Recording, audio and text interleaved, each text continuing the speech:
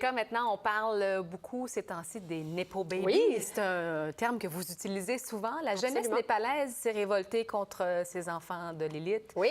qui profitent de l'argent des parents, Oui. des privilèges aussi. Absolument.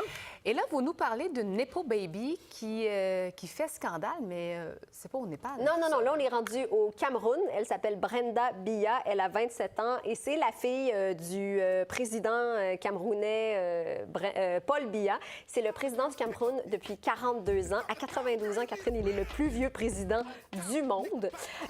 Brenda est très active sur les réseaux sociaux. On la voit ici jeter des liasses d'argent sur son compte TikTok. Mais il y a quelques jours, elle a accusé l'entourage de son père, dont son oncle fait partie, de vouloir la tuer sur son compte TikTok. On va en écouter un extrait.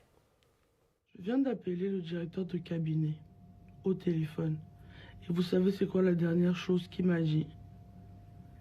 Tu vas overdoser et tu vas mourir. Alors, oui, son oncle lui aurait dit « Tu vas faire une surdose de drogue, tu vas mourir ». Bon, sans faire d'amalgame, mais juste pour le contexte, il faut savoir que l'organisation Transparency International dit que le Cameroun est l'un des pays les plus corrompus du monde. La répression des droits humains s'intensifie et dans ce message, elle appelle les gens à ne pas voter pour son père lors des élections du 12 octobre prochain parce qu'il a fait beaucoup souffrir les gens. Depuis, la vidéo a disparu. Est-ce que c'était de la provocation, du chantage? Est-ce que c'était un appel à l'aide? C'est une vidéo qui a été vue par des millions d'internautes et qui a été relayée dans les téléjournaux d'Afrique de l'Ouest. Elle s'est rétractée 3 jours plus tard. Et là, vous allez voir dans la vidéo qu'on remarque qu'elle lit un document dans le reflet de ses verres fumés. On regarde ça. Plus tard, le peuple va se rendre compte qu'au fait, leur président, c'était vraiment un bijou. Parce qu'à la fin de la journée, je trouve que mon père, c'est un grand homme et je trouve que c'est un excellent candidat.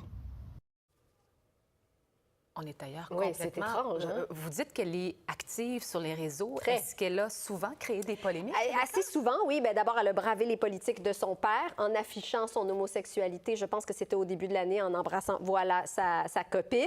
Être gay, c'est encore illégal dans une trentaine du pays du continent africain, dont le Cameroun.